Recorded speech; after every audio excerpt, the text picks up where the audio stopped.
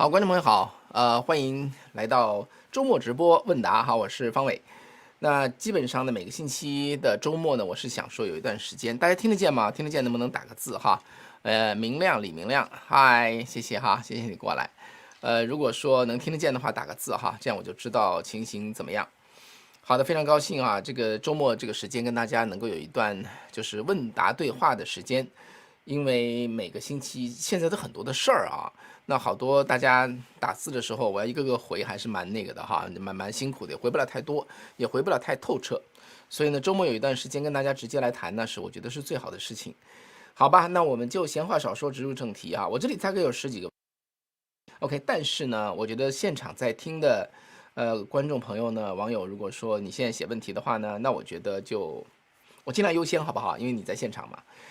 好，那我们就直入正题哈。那个最近发生的事儿真的是非常之多，那很多事情呢都是很有怎么讲呢，就是很有争议，或者说呢它背后有很多深度吧哈。特别是你看因为我主体是以美国的新闻为主嘛所以关于美国的一些事情呢，借着这些事情呢，都可以跟大家做一些分享。也许我们借着这些事情一件件一桩桩，慢慢对美国的了解会增加一些。我觉得这是一个好的事情哈。分享知识，了解美国。我以前在广播上做个节目叫做《走入美国》哈。在湾区 FM 96.1上那个节目就蛮受欢迎的。那目的真的就是走入美国，我们既来之则安之，是不是？那即使对于海外的朋友，不是美国的朋友，了解这个借美国的事情，了解美国是怎么回事。毕竟是世界上最强大的国家，世界的领袖，那我觉得也是一个学习的机会哈。这是我的想法。好的，那就对，谢谢大家的到来哈。那下面大家有问题的话就直接打过来，我就看到的话我就停下来说。好，那我们现在就直接开始说一些大家已经交的问题哈。过去一个星期，这个叫做 Pendulay，他说，重点是川普要上诉吗？我想你指的是上个星期五，川普在纽约被纽约州的一个法官判处是赔3.55亿，并且在纽约不能够不能做生意，3年不能做生意。这个案子我跟大家举个例子哈。这个案子怎么说呢？怎么把它说得透透的？他就是说呢，川普在纽约呢需要做生意，对不对？做生意就需要贷款，比如说对德意志银行啊，这个瑞士银行问他们贷款。贷款呢，你就要有个抵押，抵押呢，你就要说你的财产给他，这我有这幢楼那幢楼，对不对？那么价值多少钱？那么这是纽约的检察官呐，纽约州检察官就指控川普虚报他的财产虚报财产，那么这样骗取更多的这么一个贷款，这就是一个对他的起诉的这个案子哈。对啊，问题是我给大家举个例子啊，我今天在那个早上节目顺便这里说一下哈。那么在干净世界这个视频平台上，每个星期六晚上的8点钟呢，也有一个叫做一个周末周末大 V 谈哈。周末大 V 谈呢，今天是5个大 V 哈，这个文昭然后张天亮，然后唐靖远，然后李大宇，还有我5个人对不起，有的观众就说你们自称大 V 太过分了哈。那怎么办呢？你要叫什么呢？自媒体人好不好？自媒体人吧。但是谈的蛮有意思的哈。本来我们想谈不到1个小时，结果谈了1个半小时。好，这个节目完了之后，你要是可以的话，你可以过去看一下。我觉得那个就是几个自媒体人的吧，我觉得智慧还是蛮我觉得就是看一下都可以看到哈，我觉得还是蛮好的。智慧的一些碰撞。那我在里头就举例子啊，我就跟说，我是张天亮教授哈，我要问他借笔钱。让我拿着这个杯子，我说这个张教授，我拿这个做抵押好不好？这个杯子1000万。那张教授可以说你不是胡扯吗？哈，1000万，你这破杯子怎么可能得值1000万？我不接受。或者他觉得，你这杯真祖传的啊，真值1000万啊？好吧，那我就值1000万，给你这个贷这个款，就这么回事儿。我跟他之间的私人的是个商业交易啊。然后呢，我可以漫天要价，他可以就地还钱，是不是啊？那他贷不贷给我款，这是张教授自己决定啊。这跟第三者有什么关系呢？特别是跟纽约的州政府有什么关系呢？所以呢，这个银行啊，这些银行啊，他自己会做他的评估。川普说当然川普说我没有夸张哈，但不管怎么说，那些银行，人家是傻瓜吗？人家专门吃这碗饭的你说啥就是啥呀。所以呢，最终的结果就是川普在纽约贷了很多钱，贷了按时还。那么在这个案子的过程中，把德意志银行的这个叫做高管请来说，我们有忽悠你吗？你觉得被受害吗？他说没有啊，我没受害啊，我觉得没啥问题啊，也就是没有受害人，既没有欺诈的动机，又没有受害人，然后居然，然后再加上没有陪审团。你说为什么没有陪审团？大家知道这个美国的宪法哈，第5、第6、第7规定的叫做刑事罪、民事罪，管他什么罪，在美国你就有权利让陪审团来审你，而不是一个法官来审你。这个什么逻辑哈？陪审团就是常识，对不对？那么11个或者15个12个陪审团哈来审你，那就是一个常识哈。所以呢，但是为什么纽约这个案子没有陪审团？因为这是纽约州法院的一个案子，州啊，纽约的州法律，所以他不用遵守宪法。大家知道州法不用遵守宪法，这是州法的一个特点。OK，所以呢，因为这个缘故呢，这个法官就说就不要陪审团。那么大家知道纽约的陪审团本来就不靠谱哈，那么陪审团都不要了，那全是法官，而且法官早就让这个人家都读得出来，他就是要对川普不利。所以这件事情不管川普提什么案子、提什么证据都没有用哈，所以因为这个缘故吧，最后就判川普有罪，罚3亿5500万，3亿5500万，对，那什么概念？以后啊，这经过因为这个案子他凭什么判？他不能空中造一个法律，对不对？纽约得有这个法律，纽约州确实有一个很厉害的一个商业法，是纽约法的 Section 6312，它指什么呢？它真的是你不用证明你有欺诈的动机，也不用有人受害就可以说你欺诈，在纽约真是这样啊。所以既然有了这个先例，那以后怎么办呢？哈，人在纽约开公司怎么办啊？你跟人家谈判，你漫天要价，你都可能是欺诈呀，啊，那然后政府会来管你，这在美国自由经济可以说是闻所未闻啊，就极其过分。所以这个案子下来，对纽约的商业，首先第一个杀伤就是大家觉得这怎么办？这个哈，在纽约不安全啊，原来有这个法我都不知道啊。那很多商业会不会撤走？现在已经商业不断的撤走纽约了。所以以后就会更加多，这是第一个选择，第一个问题哈。那第二呢，就是说，潘哲林说，川普会要上诉吗？他肯定要上诉，哈。那么这个上诉就是说，关键上诉会不会接哈？那么如果上诉到美国联邦最高法院，大家我得说清楚一下，有的观众有些朋友有些那个哈，有些没有弄清楚。大家知道美国有2个法律系统哈，一个是联邦法律系统，一个是各州的法律系统。联邦的法律系统就叫地区法院，英文叫做 District Attorney。District Court， 他审完之后上诉呢，就叫做在巡回法院，又叫做上诉法院 （Appeal Court） 或者 Circuit Court， 都这个意思哈。然后上一级上诉法院，再上到美国联邦最高法院啊 （Supreme Court）。那么另外就是州哈，各州也有它的那个，各州一般就2级哈，就是一个就是叫 Superior Court 高级法院，在加州高级法院，再下面就是最高法院。最高法院最高法院到顶了。那如果最高法院还是审下来他不服的话呢，这样上诉可以到联邦最高法院，也就是联邦最高法院是跨2边的哈。那么在科罗拉多州这个案子就是这样的，科罗拉多州它的是科州的最高法院，科州的 Supreme Court， 那么就是说川普的名字可以从选票上拿掉，这件事情就上诉到联邦最高法院，所以呢最终理论上都会指向联邦最高法院。问题就是联邦最高法院一年接1万个案子。他不一定全接得了哈，不是全接得了，他一年只能接，说错了哈，一年递1万个案子上去，他一年只能接100个，工作量有限啊，这9个人，那么只有每周5天，对吧？每年50周啊，他不能够是无限的去审，对不对？所以他要不接的案子，那这个案子就是终审。所以呢，联邦最高法院如果接受这个 case 的话呢，那就会重新来看过。如果重新看过的话，在我看来哈，那基本上就会翻案。但是他如果不接的话，那这个事情就会成为一个结果哈，就会成为一个最终的案子。当然了，这个法官呢，他是一个什么？哎呀，这个人叫 Engano 是吧 ？Engano， 这个 Engano 他是什么法院呢？我觉得朋友可以帮我搜一下好不好？他是纽约的什么法院 ？Supreme Court， 纽约的 Superior Court 到底是什么？如果是 Superior Court 的话，那就在纽约还可以上诉，纽约上诉再失败才去最高法院，好不好？好，那于前菜说最坏的结果是什么？会影响川普大选吗？不会影响川普大选哈，他会让他没有钱啊，因为赔3亿多块钱那简直是非同小可啊。那么会不会影响川普大选？那不会直接影响哈。那州法官判了川普死刑，那岂不是死路一条？这向少帅说的，对呀、那就是荒唐到一定程度，他也很难做得到哈。但是总是有上诉的哈，总是有上诉。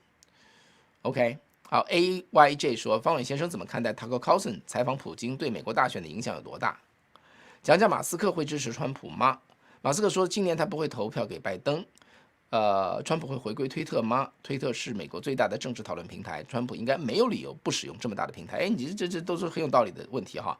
我说一下我的看法。怎么看 Tucker Carlson 对采访普京对美国大选的影响有多大？我说实话，我觉得影响不是太大。那么，喜欢他的很喜欢，不喜欢他的很不喜欢哈。那美国确实，美国的民主党对普京的看法呢，一般是负面的哈。就我所知，美国的共和党呢对普京的看法是有一定分歧的。像老的，像那个什么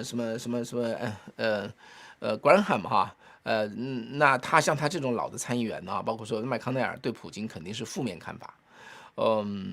总而言之吧，共和党对普京不是一定的看法。那么对美国的大选影响有多大？我觉得没有太大影响。对，我真的没有觉得，这是因为美国内部的大选，我就说是第二条战线哈，是美国的左右之争。那么普京其实是冷战另外一条战线，是冷战留下来的这个叫做前共产党或者这个现共产党和美国和西方自由社会之间的一个斗争哈。所以呢，两条战线就是两回事儿嘛。但普京因为Tucker Carlson 呢，他对美国的极左派非常的不满。那么普京说过抨击过美国的极左派，他就觉得普京很好，他觉得是他的同路人。可是我觉得那件事儿对普京根本就不是重要的事儿。我认为哈，对抨击西方的极左派，对或者说甚至支持西方的保守派，对普京不是那么重要的 agenda。普京的想法就是怎么让俄罗斯变得更加强大，大俄罗斯，这是他的 agenda 哈。那这个事情就会跟西方产生一个势力冲突。所以呢，对，基本上这是我的看法，我真的是这么看啊。我就觉得Tucker Carlson对普京期待太高。好，马斯克会支持川普吗？我觉得他会，他现在还没有说哈，因为他不会支持拜登是肯定的。那么他会不会支持川普？那就只剩川普了。他当然也有可能投这个谁都不投哈，但我觉得他会支持川普。那么川普会回归推特吗？对不对？这么大的讨论平台，川普没有理由不使用，真的是哦。川普现在还不回来，我觉得不是很奇怪，我就觉得不应该啊，不应该。那么为什么呢？我不知道所有的细节哈，我只能估摸的猜一下，因为他当初做他的 Truth Social 的时候，他是给人家做了一个承诺啊，这个承诺要么是 legally， 要么是道义上的。我觉得呢，如果不是 legally 的话，川普还不回来，那他就是道义上对人家有个承担。因为当时很多人放弃了很多去做这个 Truth Social， 那个时候，对吧？那个什么来着？推特还不在马斯克手里，所以当时确实有做 Truth Social 的一个必要性。包括说那个叫做什么来着？Nunes 哈，以前的情报委员会主席，那个共和党的哈，加州那个参议员、众议员，辞掉议会主席的职务啊，就辞掉他那个议员的职务啊，给川普去当 CEO， 所以呢付出了很多哈。所以我觉得川普是一个比较讲道义的人，所以他不会纯粹以利益来看。因此呢，就是他因为这个做了承诺，他就不离不弃哈，在对这个 Truth Social， 这是有可能的哈。所以呢，他能不能解除这个，那真的是从选举的角度呢，他解开比较好哈。因为大家知道这个推特或者叫 X 现在成长量很高啊，现在跟前年10月份那个马斯克买的时候啊，推特的月活的这个人数翻了1倍，从2亿5千万变成5亿啊，所以推特成长是非常强劲的。大家知道哈，当然了，你去查左流媒体，他都说推特又不行了之类的。那么它成长确实很强劲，但是我估计推特没有赚钱哈。马斯克还在补贴。我为什么知道？因为我在推特上的推号是一个中小型的推号，大概快12万吧啊，12万人，我一个月赚15块钱，所以我就知道他没钱给这个创作者，但是居然不妨碍大家在推特上一直的在那个哈在用。对吧？大家就是不为钱嘛。现在推特是绝对的世界第一新闻平台啊，第一新闻平台。，absolutely so， 而且是远远超出，好吧？所以呢，马斯克买推特真的是得偿他的心愿哈，就是拿回了一个言论自由的一个平台。好，那川普应不应该回来？真的应该回来哈。至于说他怎么处理他和他的属下或者 partner 的道义上的关系，那就他得自己去决定了。OK， 好，这是这个啊。我看看，下面是 SED 说，我是台湾执业数十年的律师，哇，正在推动台湾的陪审制，但是没想到美国的司法制度有这么大的瑕疵。美国不是司法的民主和司法的独立，司法民主和司法独立吗？怎么会有这么多的胡搞，的法官跟司法那个搞到一起？哎呀，对呀，大家知道那个陪审团制啊，怎么说呢？反正陪审团制说白了就是不要专业人士判，用这个社会的常识去判，社会的常识、社会的良心去判。那么随机找那么比如说12个老百姓啊，他们不是法律的专才，跟他把框框说清楚，那他就去判 ，OK， 判成啥就是啥。法官呢只是一个协调员，法官不是个裁判员，真正的法官是陪审员。陪审团呢，他陪审团这个词翻译的真是不准哈。什么叫陪审？他根本不是陪审，他是主审团。陪审团的真正的正确的名字叫主审团。法官在这个时候不叫法官，叫做法庭协调员，那是这么回事儿。他既然是社会的良心，如果社会的良心出问题就有问题 ，OK， 就这么个情况。或者说在纽约或者在华盛顿 DC， 他如果华盛顿 DC 是98%的这个民主党人，那共和党在那就活不了啊。你社会的良心会倒到那边去，那社会良心不是那么的公正吧？这么说，所以就这个问题哈。所以在台湾呢，我觉得陪审员，说实话，因为台湾的族群撕裂很厉害，台湾的有些事儿跟美国有很像哈。美国就是民主共和两党的一个撕裂，台湾就是怎么讲？就是民进党啊和这个国民党，那现在到了民众党的这么一个撕裂。所以因为我觉得说穿了法庭制度并不是每个制度就一定如何的，一定比哪个谁优越哈。关键是看人的道德，我认为哈，如果台湾的法官如果普遍教育良好，那立场超然，他的很专业的话呢，我觉得就法官制也不错。但是如果不是这样的话哈，法官经常被人收买的话，那我觉得走陪审团，那我是同意的哈，这是我的看法。那至于说你觉得美国怎么变成这个样子，那看不同的地方，在很多地方陪审团是运行非常有序的哈，只是在个别地方，这是美国目前的一个情况哈。好，我看看哈，下面是向少少也说问题一个问过了，OK，法官、总统就可以胡作非为，违反宪法可以这样无法无天，真的没有及时和有效的机制去阻止和停止吗？所有阻止的机制就在美国的宪法里头。美国宪法其实是相当的，怎么讲？相当仔细的设计的。我今天今天上午还在给大家开课哈，叫做神奇美国宪法课程，13节课，每节课是3个小时啊。那么真的，你想看宪法是4300个字，4300个字要讲13个3小时，就是40个小时，4000个字这个短文呐，要讲40个小时，真的吗？真的要。所以美国宪法其实是非常的深思熟虑的。55个建国先父，他们都是熟悉西方2000年的文明的人。那么在1787年5月25号到9月16号 ，OK， 前后3个多月的时间，在那么字斟句酌哈，所以确实美国宪法确实很了不起。但是你不管怎么说呢，宪法了不起，第一，它放进了很多有效的制衡的机制，但是还是一句话，人坏了什么都没有用，人坏了什么都没有用哈。所以呢，就是人的道德就是美国的宪法它运行的基础就是要有信仰和道德。否则就没有用。我以前说过这个故事啊，我一再说，再多啰嗦一遍。他们在那开会的时候啊，门口就老百姓很好奇嘛，有个妇女在那嚷嚷，因为他开宪法会议的时候，设计宪法的时候啊，他前面有卫兵的，不让人进来，大家就很好奇。整个夏天的关门，门也封，这个窗也封，什么也听不见，什么也看不见啊。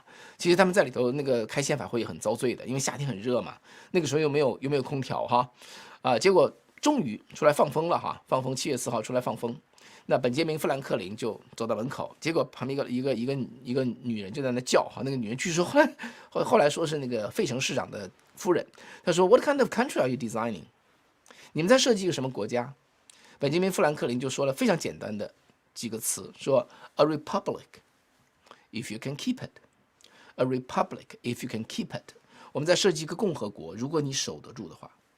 所以当时就已经知道哈，到一定时候美国会守不住。如果道德不行的话，那么这个共和国是守不住的。这就是今天美国面临的考验。所以呢，你刚才说哈，这些人无法无天，没有办法可以治他的嘛，能治他的就是宪法。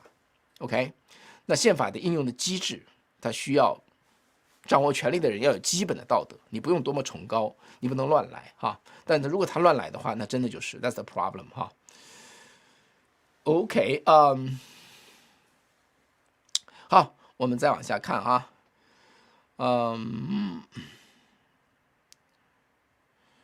问题是那个庄园，开门河说，问题是那个庄园估计只有1800万，对吧？你说的是海湖庄园嘛？你说川普拿海湖庄园估价那么高，那怎么可以呢？这不是骗人吗？你让人家自己定啊，你干政府什么事儿啊？就像我们谈判一样的，漫天要价，就地还钱，不是很正常吗？那商人嘛，经商就是这样哈。所以呢，人家德意志银行就叫到法庭上问呐，他说我们没有觉得被骗呐，这个纽约这个案子找不出受害人来，找不出受害人呐，那你说你判他，然后你判他个什么10万块你也算了，你判他3.55亿呐，你要把他判垮呀，你这个根据在哪里啊？既找不出犯罪动机，又找不出受害人，政府出手把一个民间企业判3.55亿，这在美国是绝无仅有的，绝无仅有啊。OK， 好，大家看看啊，还有什么问题呢？好，如果没有的话呢，那我就刚才讲我已经准备好的问题哈，因为抱歉，我要登录我以前的另外一个电脑，我这个口令非常长，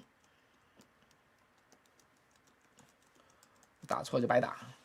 好，那么这样哈，另外一位网友就说，我想知道，既然南部边境优先，那为什么之前还要投票援助以色列呢？对，这是一个好问题哈。为什么南部边境优先，却投票要求愿意投票援助以色列，而不是援助乌克兰？什么区别？这确实是美国的一个文化问题，或者是一个很美国的一个问题哈。因为美国的人呢，一般而言，特别是共和党，他们是很支持以色列的，在他们眼里，以色列就是中东的小美国，所以他们援助以色列就像援助自己的小弟弟一样的，他们从来不吝啬哈。这是为什么他愿意支持。那么现在呢，拜登要支持乌克兰这件事情呢，乌克兰离美国还是很远的哈。还有就是说呢，支持那么多的钱，然后呢去打这个普京，那么对普京的政策是把他打垮，还是把他怎么讲，把他给收编进来，这个是有不同的看法的。所以川普呢肯定是后一种看法。那因此这件事情没有共识。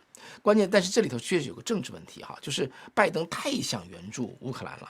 你知道乌克兰问拜登要钱呐，那简直就是根本不用要啊！拜登一来就拍胸脯，我给你钱，我就从此会 bankroll you， 我就你要钱我都给你，就这种，就是整个就是国库军火库开放就给你打，就是这件事情是有点，哎呀，就有点奇怪哈，你会觉得说 why 啊？为什么这样子呢？你打完之后对美国有什么好处？难道就是图一时痛快吗？冷战时候的宿敌哈，把他干死，把俄罗斯干死，图个痛快吗？这也不像这个怎么讲呢？这个大国政治家的这个看法哈。所以呢，因为强生看到拜登太想援助乌克兰了，然后你又不管你该管的南部边境，强生就说那好吧，既然你那么想要那个东西，南部边境你又不管，我们是受不了南部边境开放的，我就把它做捆绑。所以是这个缘故哈，他看出拜登太想要那个乌克兰了。拜登说实话啊，拜登对那个以色列援助以色列是兴趣不大的，这就是民主共和两党的区别。共和党比较看重以色列，民主党 OK， 民主党反而跟中东的阿拉伯那边还有些时候比较贴得比较近。所以呢，因为这个缘故呢，这就是援助以色列是共和党绝对的共识哈，是民主党的差不多我觉得一半的共识。那么援助乌克兰呢是民主党的共识，那么是共和党的，我觉得是1/3以下的共识，1/3到1/4，因为这个缘故啊，所以呢，尽管南部边境优先，因为他是把援助以色列切出去投的票，对不对？意思就是说，以色列要的钱也不多哈，总共才100多少130亿，对不对？要的钱也不多，所以他愿意给他要的钱不多嘛，他觉得，这是一个不太妨事碍事的，但乌克兰要的钱就多了，乘4倍啊，所以这件事情有2个障碍哈，第一呢就是说你那么想资助乌克兰。要的钱又那么多，啊，这是这2个原因，所以呢，这个共和党就不愿意给，特别是强生是非常明确，就是不愿意给，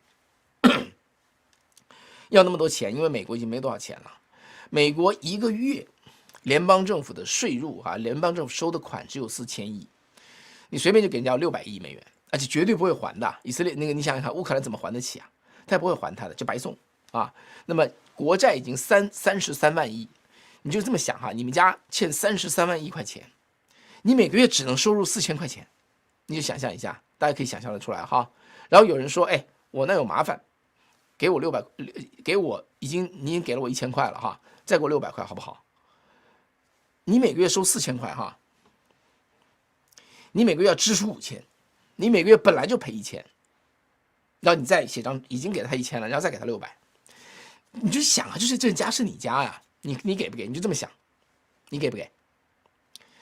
对，那有人就说了哈，有人就说了，你要是不给的话，乌克兰被打垮，俄罗斯攻到这个欧洲去，你美国不是还得救吗？那个时候代价多高，是不是？我知道大家都有一些人有这样的问题啊。关键是我跟大家讲，真的是不会这样，因为欧洲远远强过俄罗斯。但能明白我说的意思啊？法国、德国、英国加在一起，波兰，这欧洲4大强国哈，再加西班牙5大强国。加意大利，他们财力国力对付俄罗斯是绰绰有余啊，所以轮不到你美国抢到前头来，是这个意思。当然了，欧洲现在的问题是它军火不行哈，它军火工业不够，那这个事情欧洲出钱为美国买不就完了吗？所以这件事情是完全有解的。我跟大家说啊，欧盟是绝对不会让俄罗斯拿下乌克兰，并且杀到波兰、杀到欧洲去的。他完全有力量挡住这个事儿。现在是美国，你干嘛不花时间就跟欧盟几个头说一说，让他们自己掏钱做就完了？你要没有军火，你就买我美国的军火吗？你出钱吗？不就大家不知道争这个钱吗？所以欧洲是绝对不会让俄罗斯做成那个样子的，大家能明白这个事儿哈？所以你根本就不用这杞人忧天。你说美国我不支持乌克兰，乌克兰沦陷了，然后从此美国信誉全无，不会的。乌克兰是人家欧洲家门口的一段路，那个门口那块地。欧洲是绝对不会不管的，欧洲又有钱，你操心个啥？所以就是很奇怪，你知道吗？就是其实在我看来是很奇怪。我刚才讲了哈，欠了33万块钱，每个月收入4000块，每个月花5000块，给了人家1000块了，然后再给600块，就觉得无所谓。然后那边呢，在他家门口哈，在他原住那个家的旁边，财务状况比我还好，在他们家门口，我是不是应该跟他去讲啊？哎，怎么样啊？我这边拿不出钱来啊！我已经欠这么多钱了，离你这么近是你家的事儿，你又那么有钱，你要不要出钱来摆平这个事儿？你说你没军火，我把军火卖给你，你把钱给我，我把军火卖给你。我美国的军工企业一开动，马上武器全出来了，不就行了吗？不就结了吗？所以呢，这个事情呢，大家能听明白这个事儿，这根本就不是个事儿，不是个事儿。奇怪就在于说，拜登那么想给乌克兰钱，这是很奇怪。第二呢，他宁可跟强生较劲儿，他也不愿意去找这个德国总理和那个法国总统多说几句话，这就不合常理啊，对不对？现在这样的哈，现在冬天放假，你知道，这个强生呢，现在这个案子不是在参院通过这个援助案放在这个强生桌上吗？强生说我们度假去了，他度假倒不是要逃避哈，他确实冬天有2个星期假，他们现在就撤了，就去度假去了。那拜登气得要死啊，昨天就发言说这个居然国家这么要紧，你居然去度假。拜登就去趟欧洲，跟那个欧洲几个头说，拜托该你们管行不行了？这些问题就解决了。为什么我们一起在这不一起要围着，包括围着我的频道上一直在说，川普为什么不支持呢？对不对？这个强生为什么不支持？就是你让我说意思啊，表错情嘛，他不用啊，他根本不用这样做。好吧，好吧，行行，那个这我说的意思哈，我不知道大家能不能明白哈。所以有些时候关于一些事情的基本的真相哈，就谈这个事情真相的媒体就不多，多方面的东西都摆开。就像刚才我说这番话，我相信你在主流媒体你找不到一家媒体说这个话，可是我说的真的是常识。你要觉得我说的不对，你反驳我，我说的就是真相，说的是常识。可是媒体现在各自站位，我说这些常识，我很聪明吗？我没有很聪明啊，我说的就是我看到的常识啊。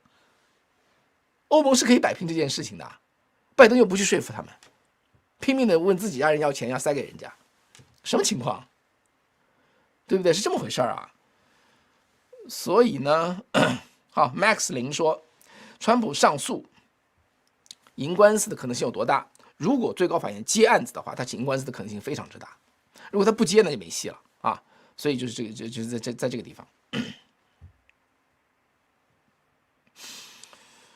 同龄人讲说，欧盟把军费花在环保、炼石补青天，是啊，这可以是这么说啊。这你自己的安全呢，你就躺在美国的保护网上。美国保护网是1945年2次大战结束之后，现在还在德国驻军啊，在意大利驻军。为什么？干嘛要一直在那驻军？你欧洲缺胳膊短腿吗？缺钱吗？你自己不会保卫自己吗？所以川普现在逼欧盟去把军费增加到2%，GDP 的2%，它是个激将法，它不是要撕裂盟邦，它是个激将法，激到现在不就成了吗？他们现在都付了2%了，欧洲就有军费了，就有钱了，所以他在帮欧洲自立。所以这个事儿大家看嘴巴边上说哈，那就没办法。川普说一套叫说一套做一套，真是他说的意思，他你不能听他光说，他有时候是他要激将，或者他有一个脾气嘛，对吧？他前几天骂那个欧盟，他说他们再不给钱，我会跟普京说让他来打你们。他又在激将而已啊，就这个事儿就当做真事儿，就在然后就骂川普，说你怎么可以说这样的话？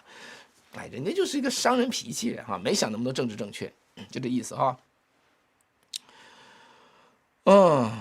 方伟先生怎么看待他和考森采访普京之后，西方的左媒和政客都一直在骂他哈，尤其欧洲和美国的一些政客想用一切手段来制裁他。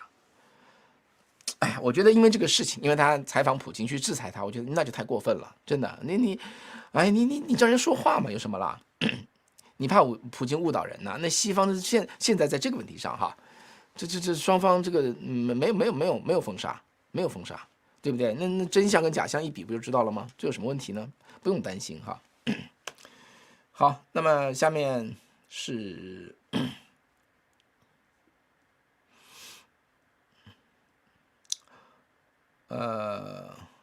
好，那么伊西马说，方伟你好，请问德州边境现在是不是德州已经完全自主控制了？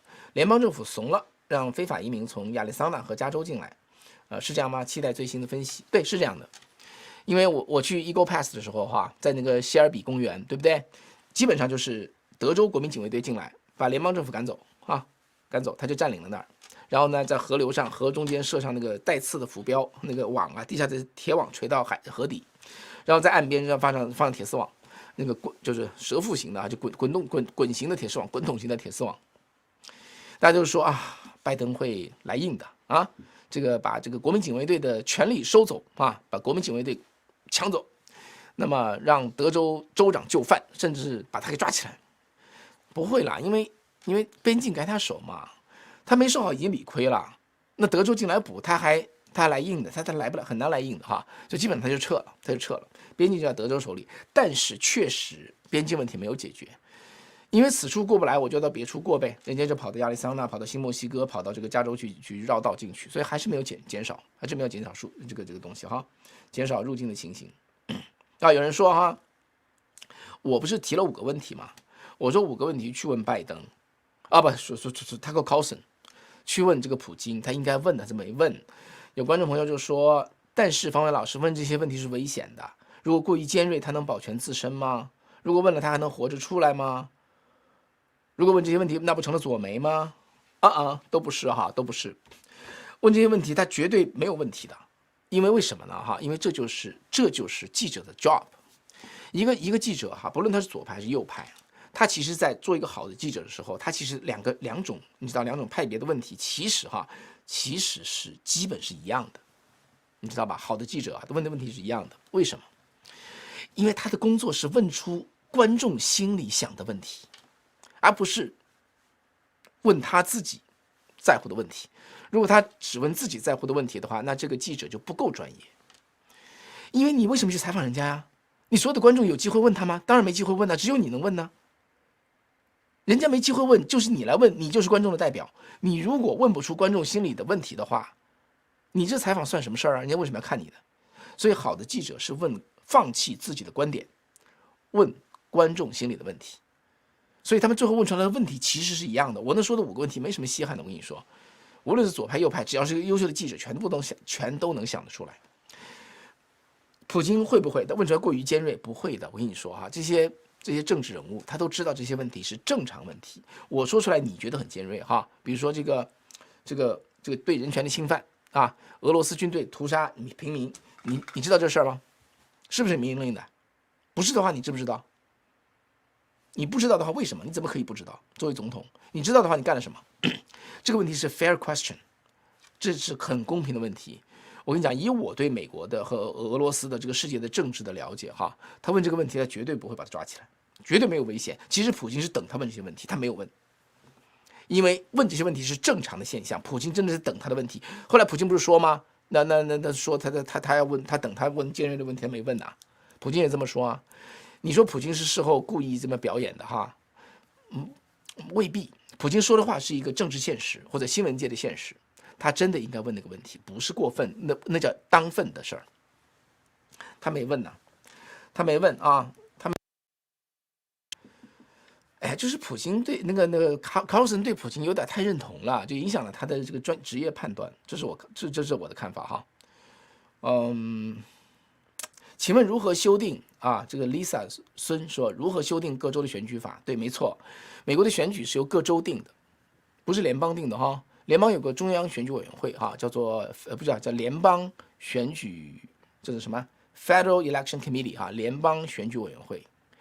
它只是一个管这个选举捐献的规则的查这方面的规则的这个单位，它就是一个选举上的一个叫做合法的一个辅助单位啊。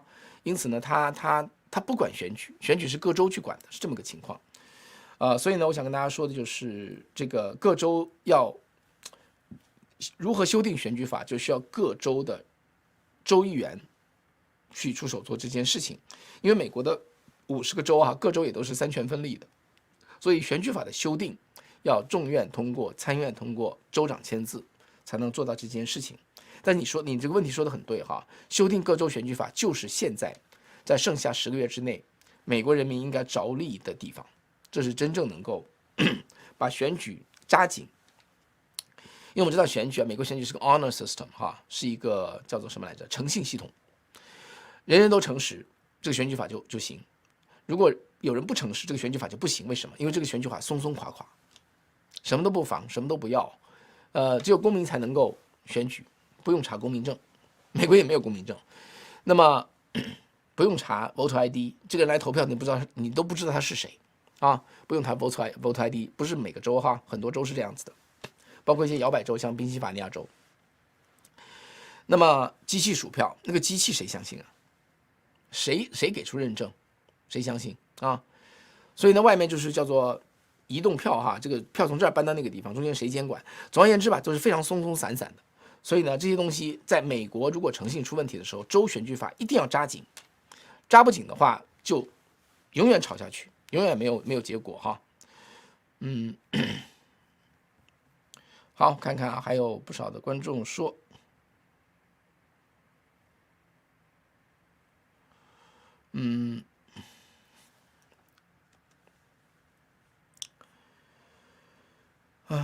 我关于俄乌战争的一些事儿哈，Tucker Carlson 张良说 Tucker Carlson 会去乌克兰采访吗？